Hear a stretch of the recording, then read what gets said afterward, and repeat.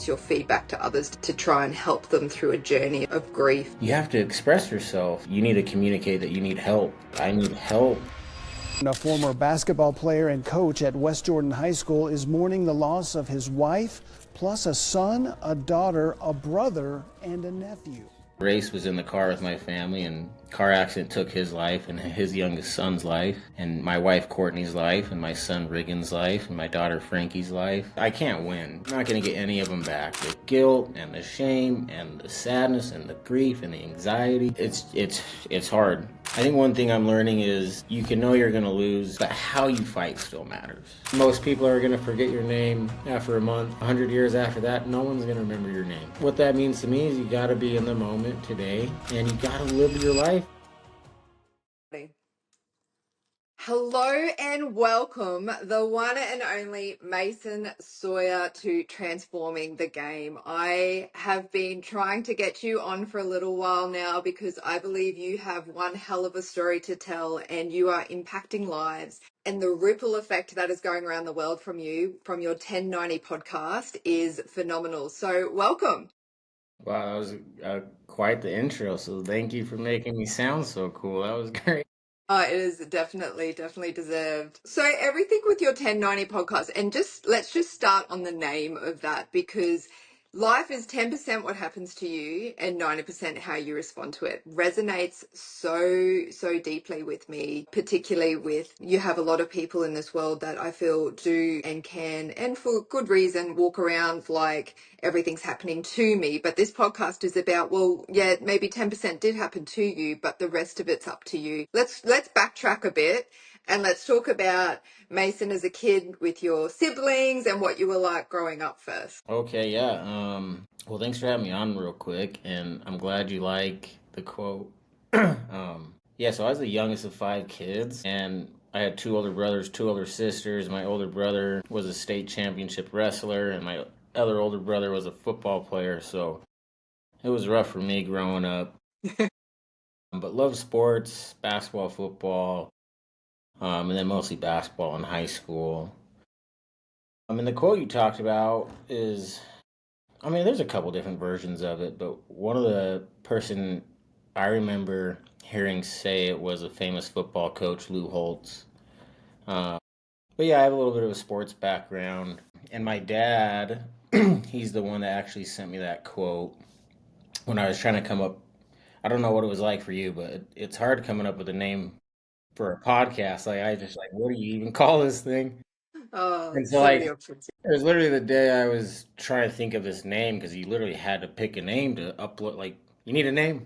Yeah. And my dad sent me this email, and in the email was that quote. And he said something to the effect of, if we could change anything, obviously we could, but we can't. And so all that we really have left in our control is how we're going to respond to this. And that just kind of really hit me that day, and that was a good point. And I love that quote. And I'm like, man, this is the idea that I love. This is what I want to call my podcast. And so, yeah, that's kind of how all of that unfolded. Yeah, so sporting your background, you were you were a basketball coach. I was a sporty kid as well, and I do find that and especially you're the youngest of 5, so I've got 3 siblings. There's 4 in my family. I'm the second oldest though, so my brothers that are younger than me probably feel the wrath of me. But I find being sporty and having siblings that it might give you a little bit of extra toughness, whether it's having to look out for yourself, like stand up for yourself with older siblings that don't give you any grace, so they're going at you. But then also with sport, it's about the discipline, it's about getting back up, it's about doing the hard work before you get the reward. Do you find that that's helped you navigate, especially throughout your life so far, in that mental toughness space, in building a foundation? Yeah, I think my sports background helps me a lot with dealing with grief, and because I don't know, what it taught me was teamwork. Like, you can't do it alone, and I think that's just so true. Is, man, like, I can't do what I'm doing alone. And man, like, the other big thing that every basketball coach I ever had told me, like, if you want to be a great basketball player, you got to be a great communicator. Like, you have to communicate. And I think that's such a big thing for grief too, is you have to, no one knows how you feel actually. I mean, there's a lot of guessing, and other people have lost loved ones too, but you have to express yourself. And one of the things you have to communicate that's really, really hard and difficult is you need to communicate that you need help. Like, I need help. And man, a lot of guys don't need to do, or a lot of guys hate doing that. Mm. But there's a couple of things that sports have taught me is like, I can't do this alone. I need to communicate, express how I feel. I need to ask for help. And then I guess just I had a really good high school basketball coach, and he just kind of taught me, if you miss a shot, you make a turnover, you got to go to the next play. You have to keep going, and that's just a mindset that that's helped me too. Is knowing that I got to keep going, and the way I respond to loss or failure is gonna give me the type of life I have. And, yeah, so I think sports has been very helpful for me and in my life, even if it's not on the court itself. Yeah, no, it does. It has this effect. Yeah, I heard a really nice story. It was a bit of a powerful story actually, and it was you were telling it of your brother Mm. race of the fight in Madison Square. Do you want to, for people who haven't listened to that, do you want to give a quick recall of it? Because I resonated with that with you, where I think that's just in your DNA of why you're doing what you're doing and what has happened here, where you're just never going to throw in the white towel. But I loved that story, and I feel like people should hear it. It is a great story, and man, my brother Race is just a maniac. So I have so many great stories of him. I briefly mentioned it earlier, but Race was a wrestler in high school, and he was a damn good one. Like, he was a state champion. And so when he got into his 30s, he started doing UFC fighting. He's always been a fan of it. And Which is, Nate, crazy, right? But I like it's not for entertainment, me. but you see them and you're like, oh my God. Yeah, most people get off work and they want to read a book or go golf or go to the gym. He just wants to get punched in the face. But Yeah, someone strangled me and threw me to the ground. yeah. And so he starts fighting and he's winning some, losing some. And he's a good wrestler, so if he gets a hold of him, he's in good shape, but he just can't box. Like, he's not a boxer. He's never done it. He just doesn't really have the skill for it. But he wants to get better. So he starts picking up boxing matches. And as he's training and picking up these fights, he fractures his hand. So he can't really train anymore. He's in his, I don't know, mid 30s, so he's getting older. He's got 3 kids, so he's thinking about hanging it up. So a couple months go by, he's just working his day job. He's got a fractured hand. And then the number one amateur boxer in the world is making his professional debut in Madison Square Garden. So what that means is this guy's really good. If he wins one more fight, he can now pick up professional fight. He's a professional fighter. And so the guy he's supposed to fight in Madison Square Garden has to drop out last second. And they really want this fight to go through because he's ready to go pro. And so they're just trying to find someone. And no one wants to fight this dude last minute because he'll mess you up. Yeah. And so You're they gonna get hurt. finally call my brother's trainer out in Utah. And they're like, hey, will you come box this guy? And he's like, no, I'm not boxing that guy. And they're like, do you know anyone that would fight him? And he's like, I might know a guy. So he calls my brother Race. He has his fractured hand, and he's like, will you fight this guy? And he's like, my brother Race is like, you're telling me I get a free trip to New York with my family? And I get to box in Madison Square Garden's the mecca of boxing. And so he's like, yeah, like, I'm there. And he's like, no, you got to know who you're fighting for. And he's like, no, like, sign me up. So he gets to New York with his family, and they go to weigh-ins, and he's 12 pounds overweight. And this is just, it sounds weird, but if you know my brother, it's just perfect. Like, this is so him.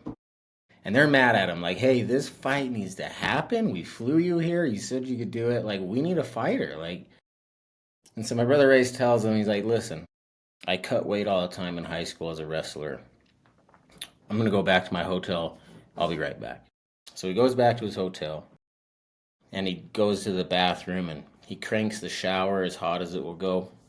And then he kind of stuffs the door with, blankets, whatever he's got.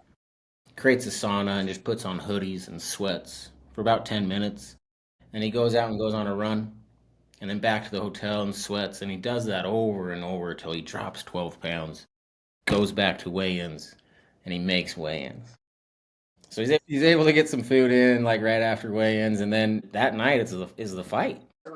So you have my brother Race, who just lost 12 pounds, hasn't been training, coming off a fractured hand, just traveled to and like, even if Race was fully healthy and training, not a great boxer. Like, he's not even great at boxing. That's like not even what he And does. he's featuring in Madison Yeah, Square. so like it's just insane. It's just crazy. And so he steps into the ring with this guy, and the fight ends, ding ding, and make him go to the hospital after. And he's got black eyes, and he's got cuts on his face, and he's got broken ribs. And Ray said the worst part was his tongue. He almost bit his tongue off, just taking so many of these punches.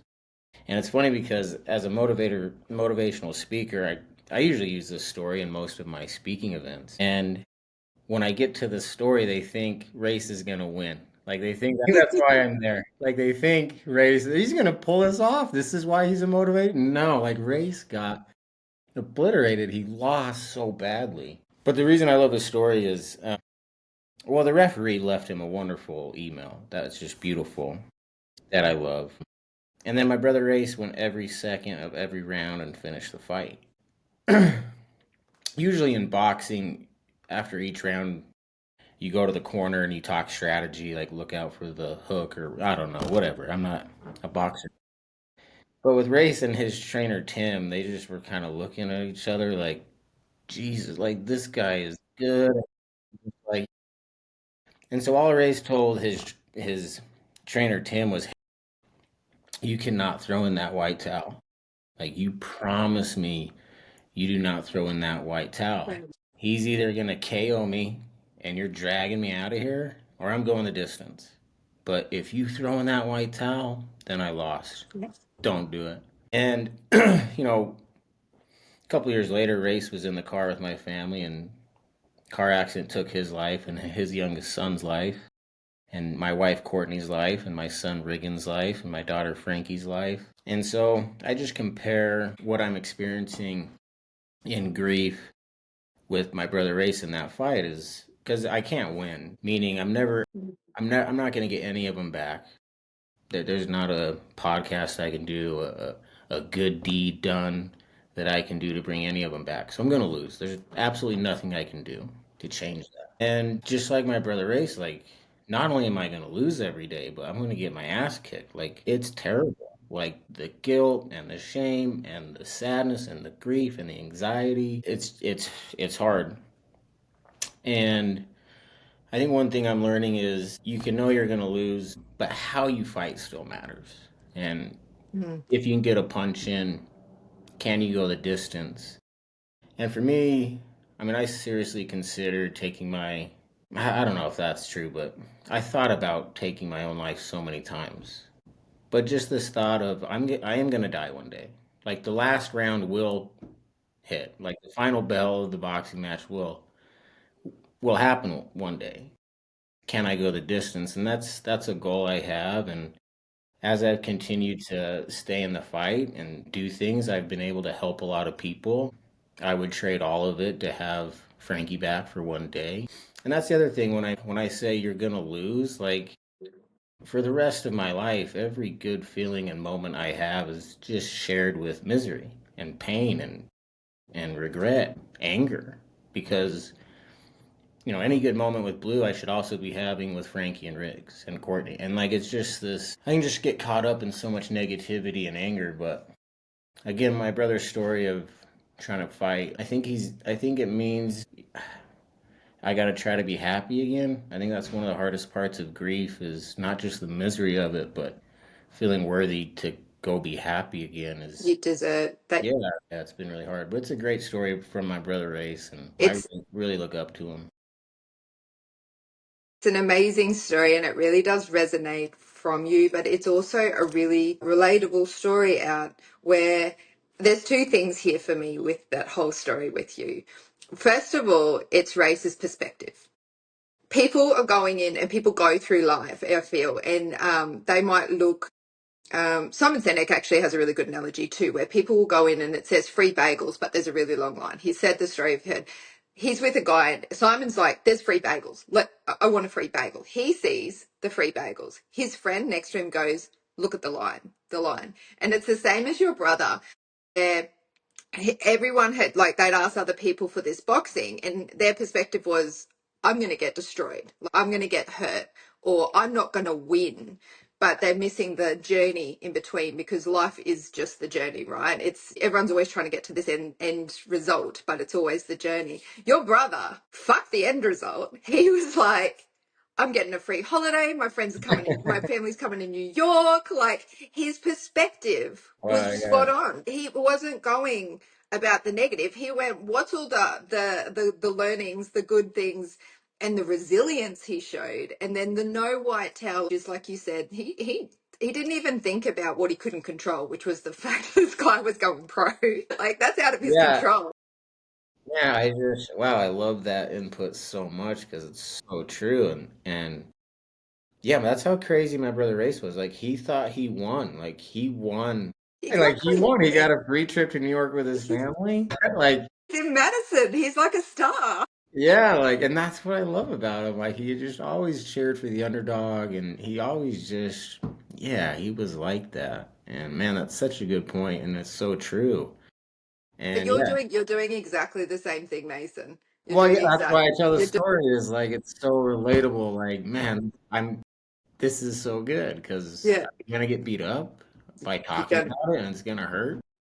yeah, and you're ripping it open, but then in the same time, the butterfly effect that you're having, you see that really, and you'd see a lot of it, and I think a lot of people would come to you a lot, which is actually, I see people in certain industries where you would have a lot of people putting their situations, their scenarios, their feelings, and everything to you because they're looking for help too, which actually stacks on your shoulders as well. So you're taking on this extra weight.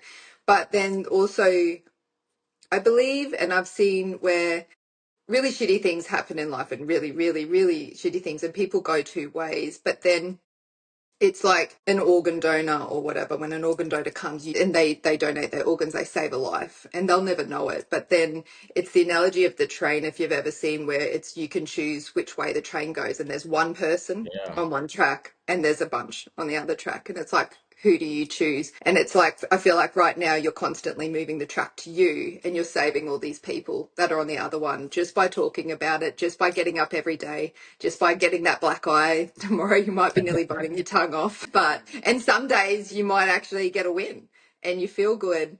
But it's, I guess the story and the message out to a lot of people is that don't throw in the white towel and keep going, because your effort will compound. I believe that. I say that all the time when I'm having, and I can't even complain half of what or relate to what you're going through, but I'm always like, effort will compound. So I do love that. Little Blue looks like an absolute weapon. Do you mind if I ask? Go ahead. You can ask me anything. Okay, great. Because I was watching, I've been watching if you do and when you've got it out there, and I was watching him. You had him powering on some a motorbike. He's on a motorbike. He's in basketball. He's fish. Like, he is the boy of boys. I've got two young boys, and I'm watching it, and I'm like, weapon. You're a coach. Are you already into him of going, all right, like, coach dad, let's get your basketball techniques, or are you a bit more relaxed? Man, like this is one of the differences of like Mason before the car accident and Mason after. Like I raise Blue a lot differently now. But you're right. Like we do everything: fishing, dirt biking, skateboarding, one wheeling. He's got a go kart. So, and then he plays sports. Very active boy. But no, I mean, man, like I used to like Frankie was gonna be a basketball star. Like she was gonna train with her brothers, and I was gonna like I could just see it. And like people think I'm weird, but I'm like looking at how she's moving as a 2-year-old. I'm like, wow, she's pretty athletic. Man, and I think I think I used to find my own credibility as a father with how good my kids were doing things. Like if how good they were at basketball would reflect how good of a The basketball parents you were, player and yes. coach and parent I just thought that for some reason. A lot of parents do, though. They live in the shadow of their kid. Let's put it that Yeah, way, of going, sure, and yeah, their whole life starts to revolve around their kid, and yeah, it's very common. yeah. And I mean, losing a kid is absolute hell, and don't wish it upon anyone. But I've learned a lot, and one of the things I've learned is just less is more.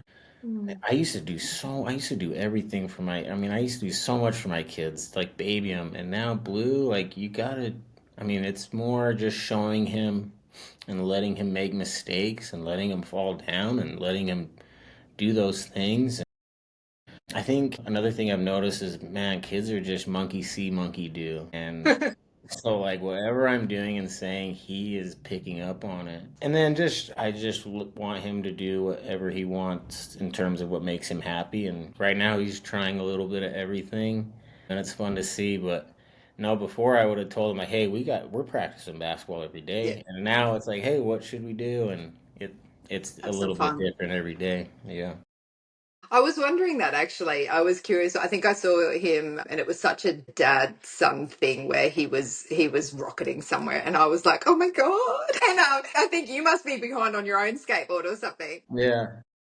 And then the thought popped into my head, and I was like, interesting. I feel like you don't know, but would you go, some people, and you've just answered the question, go to ways of going. And it's really good that you got that perspective of not helicoptering parenting, wanting to wrap Blue in cotton wool, put him in a corner, don't move. I want you to stay there. Whereas you're actually embracing life for him and letting him really live and enjoy it. See it for what it's worth is what you're saying is what people need to do out there, because I feel like that could be a good lesson for anyone listening to. Yeah, I think so. And just really, it's gonna sound weird, but being a good listener to my kid, like actually really listening to their feelings and what they're saying and eye contact and phone down and really engaging with them, I think just means so much to them. Just to be seen and to be heard, I think is really, really. That is mainly what they want. They just want a little bit of attention and a little bit of love. Don't we all? Like, that's what we all want. Someone just give me a little bit of attention, a little bit No, of it's like love. seriously, like it sounds so weird, but that's what me and Sammy tell each other. It's like we're gonna treat our kid how we want to be treated. Like I'd never yell at Blue because I wouldn't know. I don't want anyone to yell at me. Like I just treat Blue how, yeah, the golden rule. Yeah, Oh, that's nice. That's yeah. nice. We have a special relationship, obviously, from what we've been through, and Yeah, it would be yeah, tight. we're best buddies. On your grief journey, I've seen that you do tattooing. But yeah, So, like, did you have much before the accident? I had Or zero, really? not No. one. Right. Okay. And Yeah, then yeah, I've gotten covered. I mean, I got ankles to wrists, chest, sternum done in 3 years. So I've been putting in the work. what was your first one? And I guess what's the process you're going through when you're getting it done? Or is there specific things you're getting? The first one I got was on my upper thigh. It was "Live Wild" for my brother Race because that was his motto. Um, and it was hard for me to know what to get for Kortni, Riggins, and Frankie because they didn't have a motto. So it was just really easy to pick "Live Wild" for Race, and so that was my first one. Man, like, I'm just gonna have to get dark for a minute, but like, part of me just really hates myself and isn't happy that I wasn't in the car with them. So tattooing was like a really, it was a socially acceptable way to just put myself through a lot of pain and just, I like that feeling of that pain. And it was really, oh man, I don't know what the right word is. Spiritual might not be the right, well, I don't know. It was very spiritual, therapeutic, awful. But I would get tattoos of them and just think of them and the pain they went through in that car crash and what they might have seen and how horrifying it was probably for them. And I wasn't Mm, there. And yeah, just kind of taking that out on myself. And then it, I think for everyone getting a tattoo, it's hard to know what to get. But when you lose your wife and two kids, brother and nephew, have a lot of things you can get. So I had a lot, I don't know, I had a lot of ideas for them that meant a lot to me, and I'm obviously going to remember them forever. And I don't know. I just felt like tattoos were a cool way to honor them and putting them on my skin, just carrying them with me wherever I go. And then I guess just outside of the grief and trauma, I just really like tattoos. I think tattoo artists are amazing, and what they're able to do on people's skin, I think is just it just baffles my mind. Like I think it's so cool. So I have that part too. I think I just like tattoos. So Yeah, that's fun. you've grown Yeah. into the art and the craft. I appreciate anyone who's really good at their craft. Doesn't matter what it is. So the tattoo artists, when you see them like on the skin, like to rock band, to yourself, who's now motivational speaking, just anyone who hones in and doubles down on their craft, their mission, their why. I think is an amazing thing. It is the whole grief journey of what people go through from whatever they are is different for everyone, and for you, you had to have the extreme. And I guess that's something that you have to work through uh, day in, day out, year in, year out. That you just said it, how you feel guilty that you weren't in the car. But do you in the same ever thought, because when you said that, my thought was, but you could never have been in the car because who would be with Blue right now? If you had have been in the car, then Blue'd be on his own. And Yeah. so he always would have lived. He was in it. He was always going to live. So that's why you went in the car. That's where my head just went. But Blue's a legend. Like, look at him go. He needs you, because someone would have been wrapping him in cotton wool if he was with anyone else. He couldn't have been with Wow. anyone else.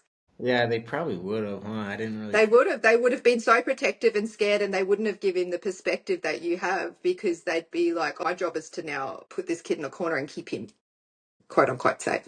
Yeah. Yeah, I haven't. I mean, I've thought a lot about if Blue didn't make it, but I've never really thought about that. Like, if someone else raised him, how they would do it. Yeah, I never really. You Yeah, were it. I was it. You were it. Now, how do you deal with, Mason, with the you've got the resilience, the mental health and personal growth. So just getting through that, you talk of it a lot. Do you have strategies or steps just to start? Or if you'd see people spiraling, you've spiraled, we've all spiraled. And it's that self-awareness to be able to have that power of the mind and the self-awareness to go, stop.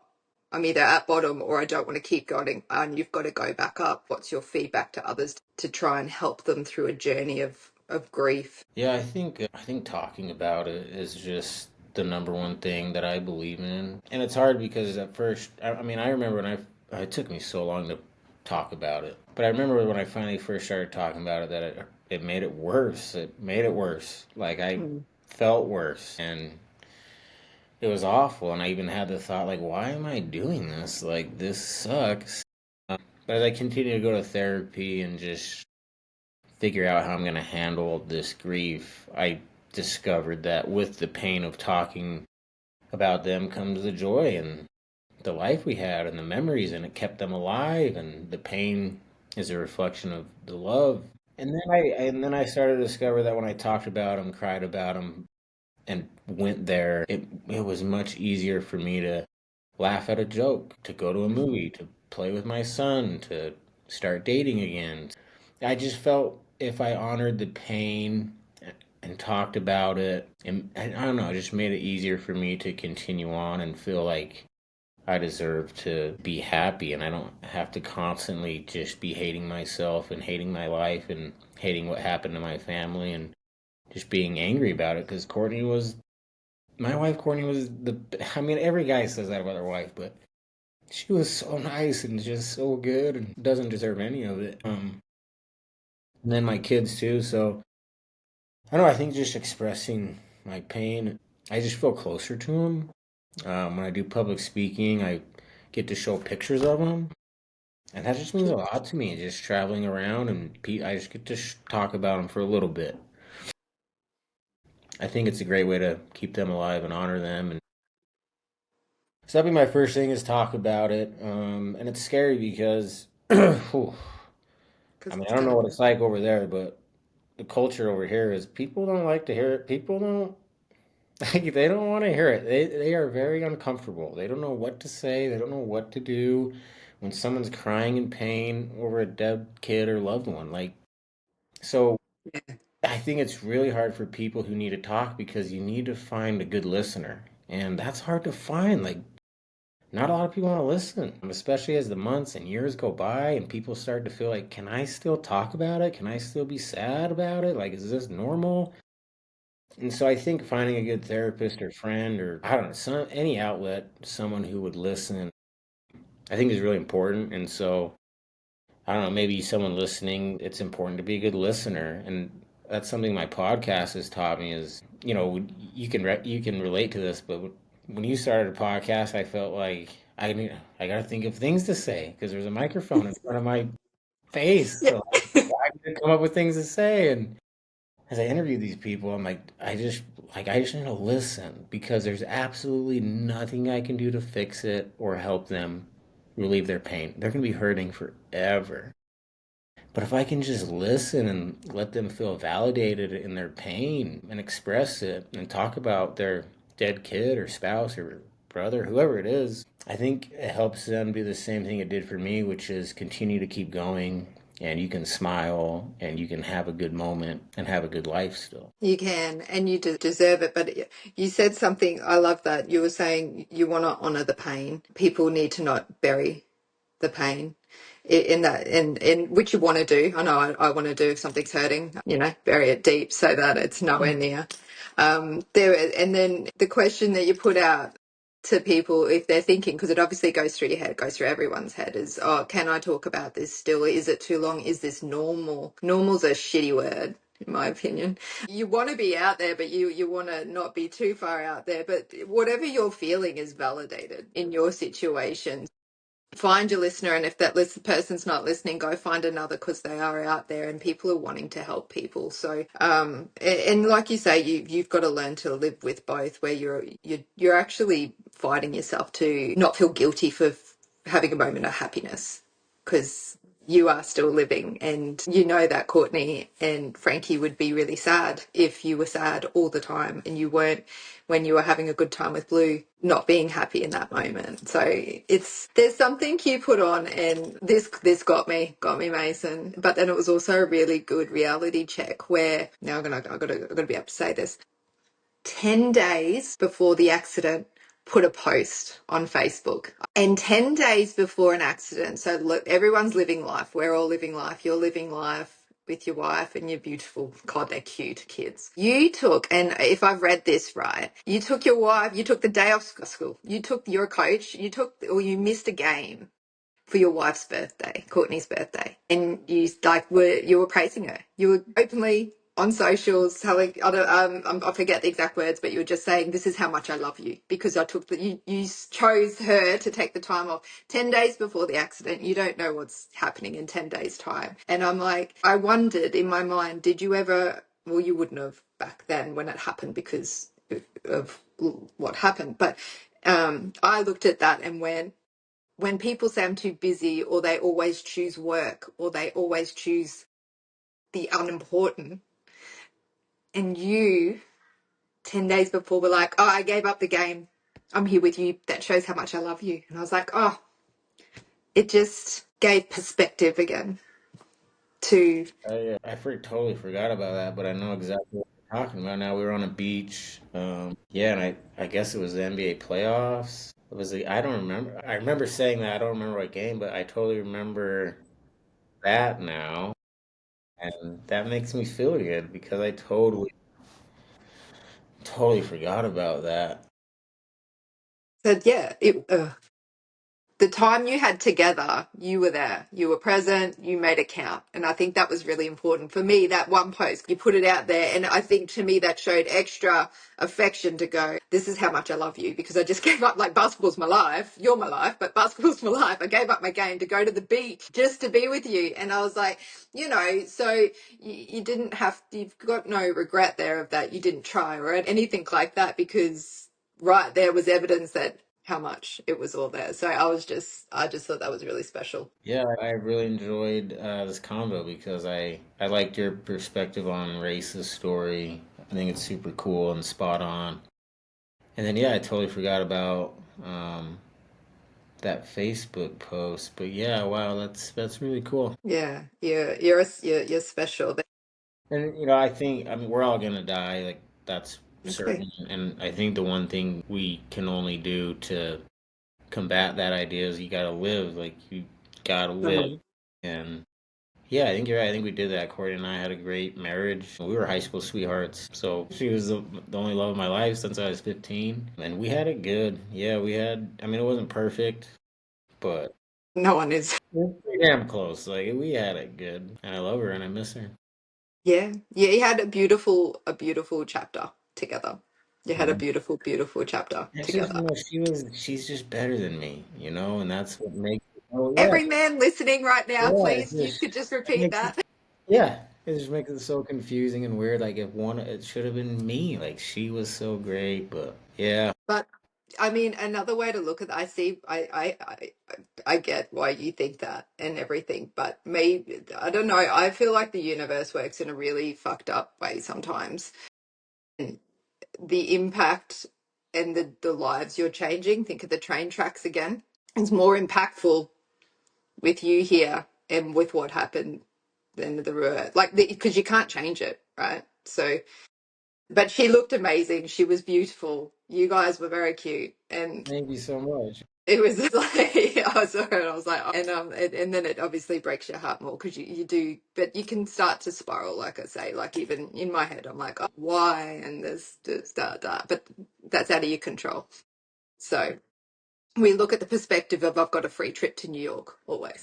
Whenever you think of one thing, you're just like, no, this is the free trip to New Well, York that's kind of, perspective. it's funny that you say that because, I'm not no longer scared of death. Does not bother me. Like, I have a lot of people I want to see over there. So Yeah. yeah, like that's a perspective too. Like, I'm playing with how, like, my life is just a free trip on planet Earth. Like, because like I'm ready to go whenever. And that is such and you don't wish it on anyone, but if we could take your perspective and live the life, people would actually live a life. Like so many people are going through doing the same thing day in and day out for 75 years and calling it a life, and that is not a life. They're waiting until the weekend to enjoy a few hours instead of enjoying what they do at work. And that's not a life. They're living through the lens of their children, and their children don't even want to do what they're making them do because they didn't make the choices they wanted to be where they want. And that's not a life. Whereas you are now, like you say, a free agent. You're not scared of death. And so you're making all the decisions and doing what you want to do. And that's something I think I want to feed that energy off into me, into anyone listening, of going, stop being too scared of losing some money in that decision in the investment. Stop being Well, I mean, scared to. I think a good example is the podcast I started. Never in a million years before the car accident would I ever even have the idea to share any emotion I had ever online with anyone ever. I would never. I Yeah, would never. right. I cared way too much what other people thought. And now it's like, not even, don't even think about it. Because another thing I've learned is the minute you die, the world's going to keep spinning. And most people are going to forget your name after a month. And 100 years after that, no one's going to remember your name. Like, so what that means to me is you got to be in the moment today and you got to live your life, do what you want to do. And that's been a very free, liberating feeling that I do love about my new self. It just, I mean, I would trade it all back to have.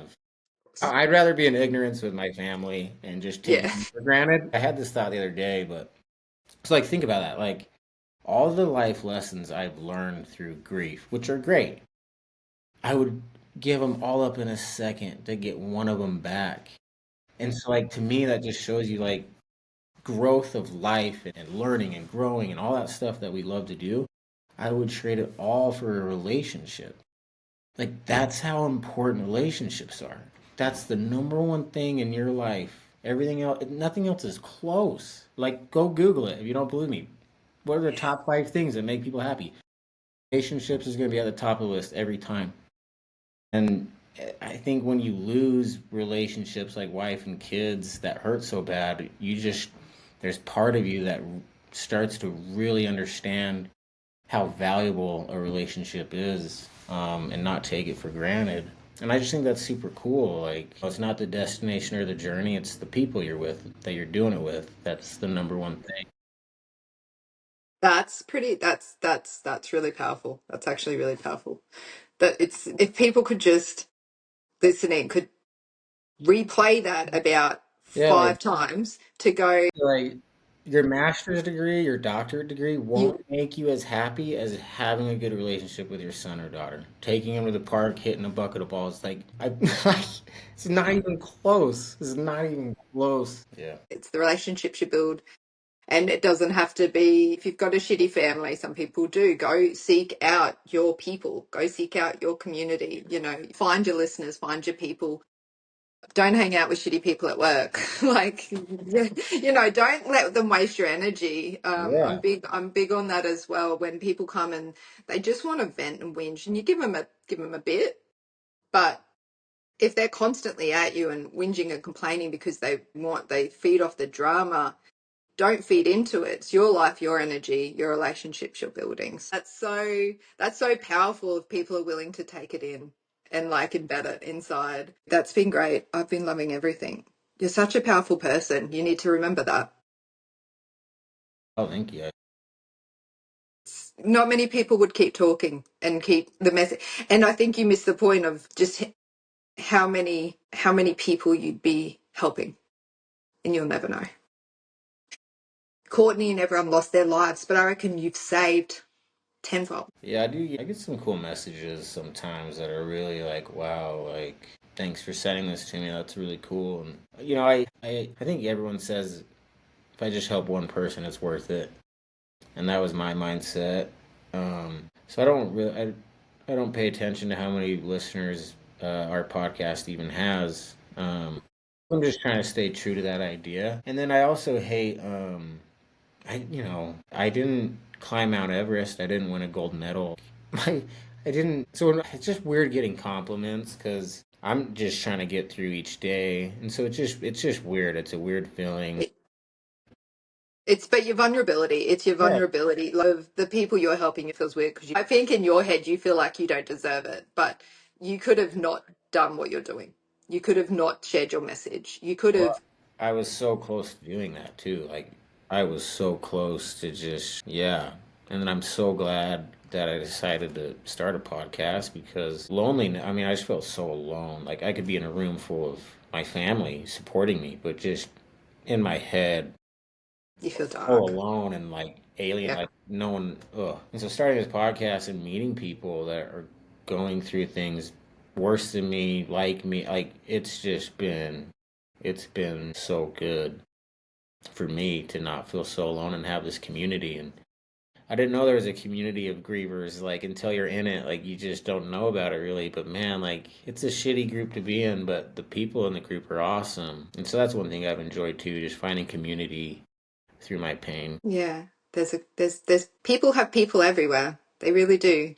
And I think if people are out there listening and you do feel alone, your people are out there. And if you are grieving, like make sure you're listening to the 1090 podcast because your people are out there, your community's out there. And no one's ever truly alone if you choose. You've got to choose though. People are around and are here, but it's up to you to not throw in the white towel. Yeah. No, I think I mean help's available, but you got to be willing to ask for it, and until that happens, until you really want to make your life better, it's just hard. I don't know how you do it honestly, until that individual finds the desire. Well, it is that's a good thing to like message to get out there.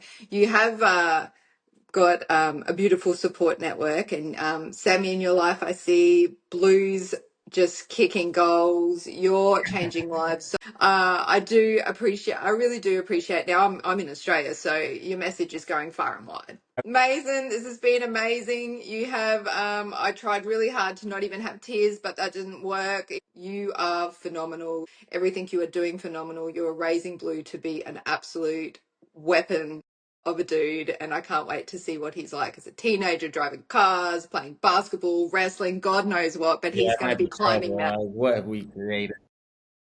climbing Mount Everest. He's going to be out there, and I just think keep keep on keeping on and keep giving your message out there, because the butterfly effect of what you're doing is so far beyond even what you can comprehend, and that is why you're here and you're doing what you're doing. So I really appreciate it. So from me and all my listeners, thank you for being on Transforming the Game.